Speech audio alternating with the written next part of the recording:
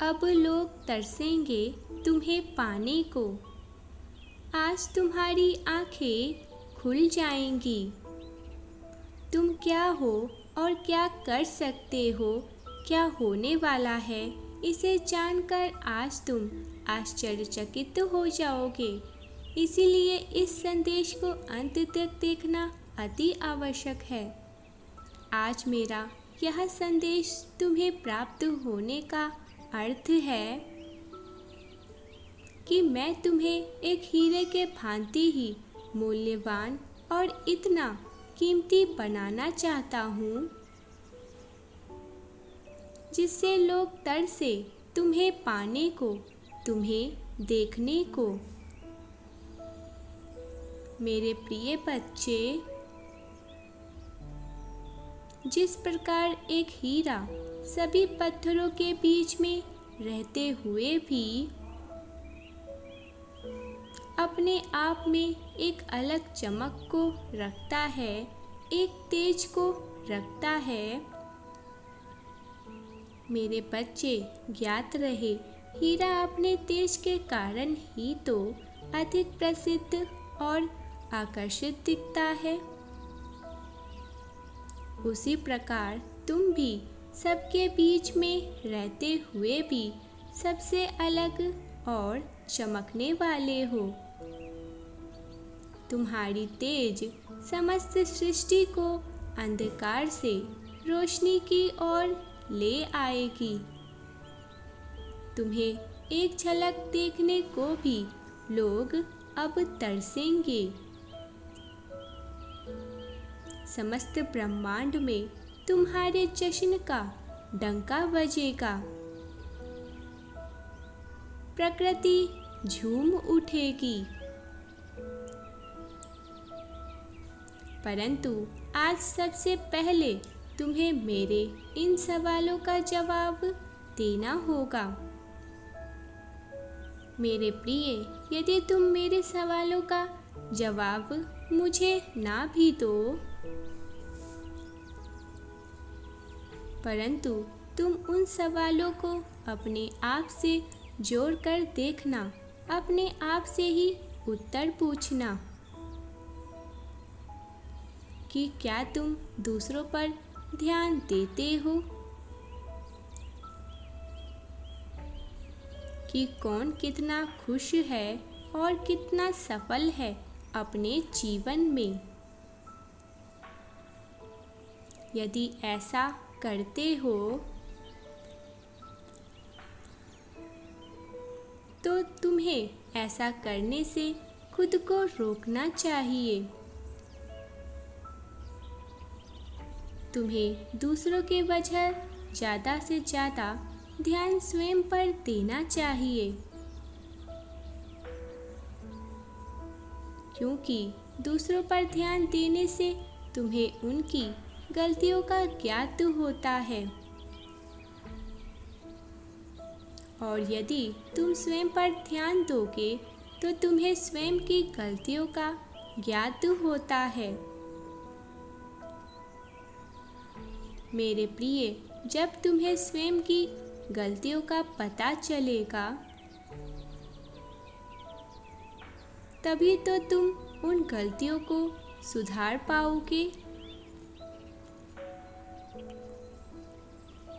मेरे प्रिय, यदि तुम दूसरों पर ध्यान देते रहोगे तो तुम कभी भी अपनी गलतियों को सुधार ही नहीं पाओगे। मेरे प्रिय, अपने अंदर की खूबियों पर ध्यान दो, यह अच्छी बात है, परंतु साथ ही अपने कमियों को भी ढूंढो। जो भी तुम्हारे अंदर कमियां हैं, उन कमियों को समाप्त करने की कोशिश करो, क्योंकि यदि तुम कभी अपने अंदर की कमियों को देखोगे ही नहीं तो तुम उन्हें कभी सुधार नहीं पाओगे। मेरे प्रिय, मैं चाहता हूँ तुम अपने अंदर कोई भी कमी ना रहने दो। तभी तो तुम एक हीरे की भांति चमक पाओगे। जैसे हीरे की चमक से आंखें चकाचौंध हो जाती है, ऐसे ही तुम पूरे संसार में और भीड़ में सबसे अलग दिखाई दोगे। तुम्हारी चमक चारों ओर दिखाई देगी। मेरे प्रिय, अब तुम्हें रुकना नहीं है। अब तुम्हें खुद की खुशियों के लिए इतना समय देना है कि दूसरों की बुराइयों को देखने का तुम्हें समय ही ना मिले, ना ही तुम्हें दूसरों का बुराई सुनने का समय मिले। इसके साथ ही यदि तुम्हारे साथ कोई किसी की बुराई करता है तो तुम्हें उनके पाप के भागीदार नहीं बनना है, क्योंकि जो बुराइयों को करता है वह घोर पाप करता है। जितना पाप बोलने वाला करता है उतना ही सुनने वाला भी तो करता है। पाप का भागीदार सुनने वाला भी होता है। इसीलिए मेरे प्रिय, उन पापों को सुनकर अपने पवित्र मन को, कोमल मन को मेला मत करो। इसी के साथ ही अपने आप को अकेला रखने का थोड़ा संभव प्रयास करो, क्योंकि जब तुम अकेले रहोगे तो पूरे समय केवल तुम्हें तुम्हारे बारे में सोचने का अधिक समय प्राप्त होगा और तुम अधिक से अधिक अपने बारे में सोच पाओगे, क्योंकि आगे आने वाले समय में तुम एक ऐसी मंजिल को छुओगे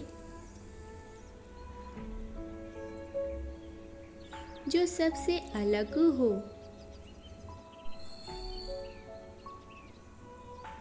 जो इतनी बड़ी हो जिस पर तुम्हें बहुत ज़्यादा मेहनत करनी पड़े। वह इतनी बड़ी मंजिल होगी जिस पर तुम पूर्ण मेहनत करने के लिए विश्वास से चल पड़ोगे। यदि तुम्हें सबसे अलग दिखाई देना है तो तुम्हें यह करना ही होगा। तुम्हारा चुना हुआ मार्ग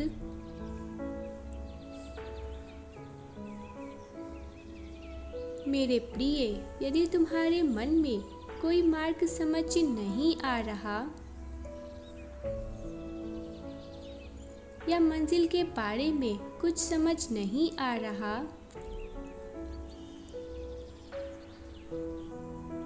तो तुम जब भी मेरे मूर्त रूप के समय खड़े हो और जब भी मेरा ध्यान करते हो, तब तुम अपने मन में यह विचार रखकर ही मेरा ध्यान किया करो कि तुम्हें जीवन में कुछ बहुत ही बड़ा करना है।